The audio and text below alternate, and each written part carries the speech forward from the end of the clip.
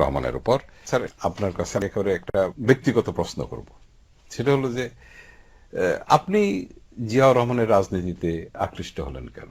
এই ব্যাপারে একটু লম্বা ইতিহাস, আমি ছোট করে দেবো। ছোট করে বলুন। প্রথম কথা হলো, আমি নিশ্চয় ভলান্টারিলি কখনো জিয়ার কাছে যাই নাই, বলি নাই আমি রাজনীতি আসতে চাই, কখনো বলি নাই। আমার সঙ্গে যখন কথা হলো, সেটা আমি একটা, তখন বাংলা চিকিৎসকের খুব অভাব ছিল, আপনার মনে আছে?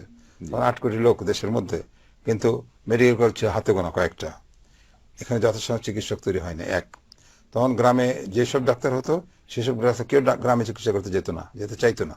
গ্রামে একটা তীব্র সংকট ছিল চিকিৎসকের। সেই জন্য আমি একটা ফর্মুলা তৈরি করেছিলাম, আমি একটা প্রজেক্টের মতো তৈরি করেছিলাম, যে পল্লী চিকিৎসক। এটা আগে ছিল না বাংলাদেশে। তা আমি এটা নিয়ে গেলাম, যাতে নাকি মাত্র 5 বছরের মধ্যে প্রত্যেকটি গ্রামে আমরা একজন করে পল্লী চিকিৎসক ট্রেন ফর 1 ইয়ার এনে নিয়ার বাই হসপিটাল, এরকম একটা স্কিম বানিয়ে দিয়েছিলাম। তারা কি কি পড়বে, কতক্ষণ পরে কিভাবে শিখবে, সব আবার 1 বছর পরে কেন রিট্রেনিং হবে, এইসব মিলে একটা প্রজেক্ট দিলাম। তো ও অনেক প্রজেক্ট পাঠিয়েছিলাম নিজেতে ভলান্টারিলি, সেখানে মন্ত্রী হওয়ার জন্য না, এমনিতেই। কারণ তখন মন্ত্রী ছিলেন, স্বাস্থ্যমন্ত্রী ছিলেন আমার প্রফেসর, নিজের প্রফেসর ডক্টর ইব্রাহিম। আমি আমি তার প্রিয় ছাত্র ছিলাম, এবং আমিও তাকে দারুণ স্নেহ করতাম। তাকে সরিয়ে দিয়ে আমি এখন যাবো, এর মাথায় কখনো আসে নাই। যাই হোক, কিন্তু মুশকিল হয়ে উঠে পড়ার পরে somehow he was very impressed. আমাকে ডেকে বলেন, এটা একটা দারুণ সংস্কারমূলক কাজ, আমার গ্রামে এখন লোক চিকিৎসা পাই না, আমার এটা খুব পছন্দ হয়েছে। Thank you very much, I will advise if you want. কয় না, আপনার আপনার এটা চিন্তাধারার ফসল, সে ওন ব্রেন চাইল্ড, আপনাকে এটা বাস্তবায়িত করতে হবে। না বলেন আমার প্রফেসর তো আছেন। যাই হোক, শেষে অনেক তর্ক তর্ক হলো। তা বলেন, আপনি এই কাজটা করে দিয়ে চলে যান, আর লাগবে না। I thought this is a good chance, আমার একটা ব্রেন চাইল্ড যদি হয়ে যায়। এবং সেই ইমিডিয়েটলি উই স্টার্টেড, উনিও কাজ শুরু করেন, আমিও কাজ শুরু করলাম। এবং তার ফলে মাত্র 3 মাসের মধ্যে এটা ছড়িয়ে গেল সব জায়গায়। এবং ফার্স্ট ব্যাচ, এটা সময় 3 মাস পরে যেতে দিলেন না, প্রোডাক্ট তৈরি হয়নি এখনো। আর 9 মাস পরে ফার্স্ট প্রোডাক্ট তৈরি হলো। তখন এবার আমি যাই, বলবেন না মাফ করেন, কারণ আর ইলেকশন এসে গেল। তারপরে উনি বলেন, আপনার তৈরি করে এটাকে ভালো মতো করতে হলে আপনি মন্ত্রী থাকতে হবে, নাহলে হবে না। তখনই আমাকে অ্যাডভাইস করে নিয়েছিলেন প্রথমে। তারপর আমি মন্ত্রী হওয়া, আমাকে অনেক পিড়াপিড়ি করলো, সত্যি কথা বলতে কি। আমি মাপ টাপ চাইলাম, কিন্তু মাপ হলো না। তখন আমি দেখলাম এই লোকটা এত দেশকে ভালোবাসে, সত্যি কথা যেটা। By that time I could assess he was real patriotic, and this man will become a historic figure. এই মানুষটা ঐতিহাসিক একটি ফিগার হবে, এবং সত্যিকারের পেট্রিয়ট, দেশের জন্য সবকিছু করতে পারবেন। আমার যা মনে হয়েছে, ইমপ্রেশন হয়েছিল।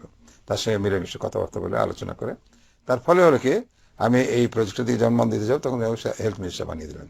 ও, হেলথ মিনিস্টার যখন বানিয়ে দিলেন, কতগুলো প্রজেক্ট আমি অল্প সময় করে ফেললাম। যেমন আজকের যে হার্ট হসপিটাল, ওইটা আমি শুরু করেছিলাম। এটা সারা সমস্ত দেশে আপনার এই ভ্যাকসিনেশন প্রোগ্রাম, বাচ্চাদের জি। সব রকম টিকা, ওটা আমার শুরু করা। তা এরকম অনেকগুলো কাজ করে ফেলা সে সময়ের মধ্যে। তখন হি ওয়াজ মোর ইমপ্রেস। আনফর্চুনেটলি করতে গেলে তো লোকে বুঝে ফেলায়, বুঝলেন নাই, যে আমরা স্যার, কিছু আপনি তো ভালো কাজ পরে করতেছি। রাজনৈতিক দলেরও তো মহাসচিব হলেন। ওইখানে মস্ত বড় গল্প আছে। উনি কি রাজনৈতিক দলটা করেছিলেন যে এই যে আওয়ামী লীগের বিকল্প পলিটিক্স হিসেবে করেছিলেন, না অন্য কি ক্ষমতা শুধু ধরে রাখার জন্য করেছিলেন? কেন একটু করেছিলেন? একটু না, he was the first person in politics in our country. আমাদের দেশের মধ্যে প্রথম সেই ব্যক্তি যিনি জানতেন পলিটিক্স করতে হলে রাজনৈতিক দলের একটি দর্শন থাকতে হবে। দর্শন is the life of a political party. কমিউনিস্টদের দর্শন আছে বোধহয়, আমি জানি না ইসলামিক পার্টিগুলোর দর্শন থাকতে পারে, অবশ্যই আছে। কিন্তু অন্য কারণ নাই। সত্যি কথা। এবং তারাই কিন্তু দেশ শাসন করে যাচ্ছে যুগে যুগে। কিন্তু উনি এটা বুঝতে পারলেন, এবং সেই সত্যি বাংলাদেশি জাতীয়তার প্রাধান্য দিয়ে তারা এটা দর্শন হিসাবে ছেড়ে দিলেন জনগণের মাধ্যমে। যেমন আপনি মুসলমান, আমি একজন মুসলমান, আমাদের জীবন ধর্ম একটা আছে, যেটা it's a kind of philosophy, যেই কারণে আমরা কোনো মুসলমান ছুটতে পারি না। আসলে সত্য কথাই তাই। যখন বাংলাদেশি জাতীয়তার দর্শন দিয়ে বাংলাদেশের ইয়াং পিপল আকৃষ্ট হয়ে গেল, তখন দলটা প্রতিষ্ঠা হয়ে গেল। 1 নম্বর দর্শন থাকতে হবে, 2 নম্বর তার একটা প্রোগ্রাম থাকতে পারে, যেটা প্রোগ্রাম থাকবে যেটা রিয়ালিস্টিক, যেটা পসিবল, যাতে সাধারণ মানুষ উপকৃত হয়। একটার পর একটা প্রোগ্রাম দিলেন, বিপ্লবী প্রোগ্রাম। তখন তো ঘাবড়ে গেলাম, বিপ্লব টিপ্লব কি বলে। হ্যাঁ, তখন আমি বললাম যে এই বিপ্লব শব্দগুলোকে ভয় পায়, আপনি শান্তিপূর্ণ শব্দ অ্যাড করে দেন। ওই নেক্সট মিটিংয়েই তিনি বললেন, আমরা শান্তিপূর্ণ বিপ্লব করবো, আমাদের আমাদের কৃষি প্রোডাকশন ডবল করে ফেলবো, আমরা চতুর্দিকে খাল কাটবো। 1 বছরের মধ্যে 1200 খাল কেটেছেন ভলান্টারিলি, লোকজন দৌড়ে দলে দলে দলে দলে। এই ছবি বাংলাদেশে কেউ কোনো দেখে নাই এর আগে। তিনি বলেন যে গণশিক্ষার বিপ্লব করতে হবে, দেশের মানুষকে 1/2 কোটির ওপরে, 1/2 কোটির ওপরে লোককে মাত্র 1 বছরের মধ্যে গণশিক্ষায় স্বাক্ষর করে তুললেন। তারপর তিনি বললেন ইয়ে করতে শিল্প বিপ্লব, একবারের জায়গায় 3 বার করে সকালে দুপুরে রাতে 3 ভাবে কাজ করতে লাগলো।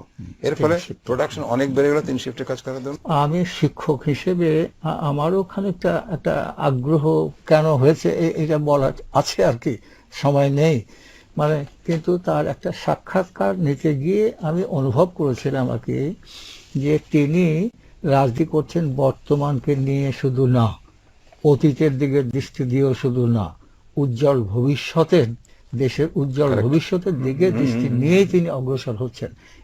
এই ব্যাপারটাই that attracted me very much. সুতরাং আর ব্যক্তিগত পর্যায়ে আরো আমি দেখেছি যে কারো প্রতি মানে হিংসা, দেশ অথবা বিদ্বেষ এই টাইপের কিছু থাকবে, এইটা অন্তত ওই জিয়াউর রহমানের পক্ষে এটা সম্ভব না। জিয়া রহমানের কাছে আমি কখনো বঙ্গবন্ধুর বিরুদ্ধে একটি কথা কখনো শুনি নাই, সত্যি কথা।